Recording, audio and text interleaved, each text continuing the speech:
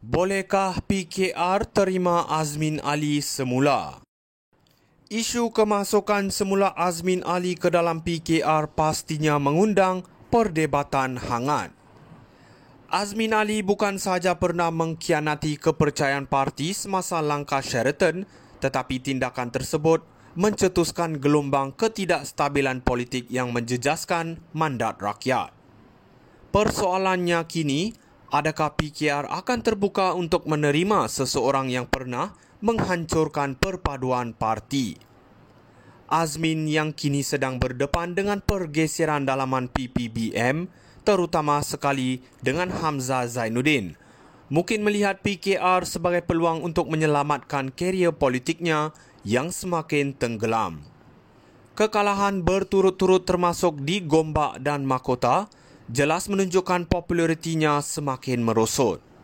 Tambahan pula, kedudukannya dalam PPBM tidak lagi sekuat dahulu dan kepercayaan terhadap beliau dalam kalangan ahli parti juga semakin pudar. Namun menerima Azmin semula ke dalam PKR bukanlah langkah mudah. Ramai dalam PKR masih merasai luka akibat pengkhianatannya. Azmin dilihat sebagai faktor utama yang menyumbang kepada kejatuhan Pakatan Harapan pada 2020. Mengambil semula beliau ke dalam PKR mungkin dilihat sebagai mengabaikan pengorbanan dan usaha ahli parti yang setia selama ini. Walaupun ada yang mungkin berhujah bahawa Azmin masih mempunyai nilai politik tertentu, terutama dalam konteks pilihan raya yang akan datang, PKR perlu berhati-hati. Mengorbankan prinsip dan kepercayaan ahli demi menyelamatkan karier politik individu boleh menyebabkan implikasi yang lebih besar terhadap kesetiaan dan imej parti. Malah Anwar Ibrahim sebagai pemimpin yang mempertimbangkan adakah Azmin masih sesuai dalam visi baru PKR yang kini lebih kukuh tanpa beliau. Pada akhirnya, keputusan untuk menerima semula Azmin Ali bergantung kepada sejauh mana PKR sanggup memberi peluang kedua. Tetapi pada masa yang sama, risiko besar perlu ditanggung jika keputusan tersebut mengundang ketidakpuasan hati di kalangan ahli dan penyokong. Bolehkah PKR terima Azmin Ali semula? Isu kemasukan semula Azmin Ali ke dalam PKR pastinya mengundang perdebatan hangat. Azmin Ali bukan sahaja pernah mengkhianati kepercayaan parti semasa langkah Sheraton, tetapi tindakan tersebut mencetuskan gelombang ketidakstabilan politik yang menjejaskan mandat rakyat. Persoalannya kini, adakah PKR akan terbuka untuk menerima seseorang yang pernah menghancurkan perpaduan parti?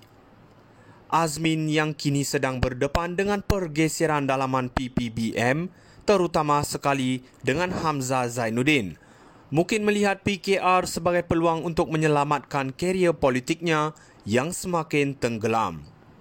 Kekalahan berturut-turut termasuk di Gombak dan Mahkota jelas menunjukkan popularitinya semakin merosot. Tambahan pula, kedudukannya dalam PPBM tidak lagi sekuat dahulu dan kepercayaan terhadap beliau dalam kalangan ahli parti juga semakin pudar. Namun menerima Azmin semula ke dalam PKR bukanlah langkah mudah. Ramai dalam PKR masih merasai luka akibat pengkhianatannya. Azmin dilihat sebagai faktor utama yang menyumbang kepada kejatuhan Pakatan Harapan pada 2020. Mengambil semula beliau ke dalam PKR mungkin dilihat sebagai mengabaikan pengorbanan dan usaha ahli parti yang setia selama ini. Walaupun ada yang mungkin berhujah bahawa Azmin masih mempunyai nilai politik tertentu, terutama dalam konteks pilihan raya yang akan datang, PKR perlu berhati-hati. Mengorbankan prinsip dan kepercayaan ahli demi menyelamatkan karier politik individu boleh menyebabkan implikasi yang lebih besar terhadap kesetiaan dan imej parti. Malah Anwar Ibrahim sebagai pemimpin yang mempertimbangkan adakah Azmin masih sesuai dalam visi baru PKR yang kini lebih kukuh tanpa beliau. Pada akhirnya, keputusan untuk menerima semula Azmin Ali bergantung kepada sejauh mana PKR sanggup memberi peluang kedua. Tetapi pada masa yang sama, risiko besar perlu ditanggung jika keputusan tersebut mengundang ketidakpuasan hati di kalangan ahli dan penyokong. Bolehkah PKR terima Azmin Ali semula? Isu kemasukan semula Azmin Ali ke dalam PKR pastinya mengundang perdebatan hangat.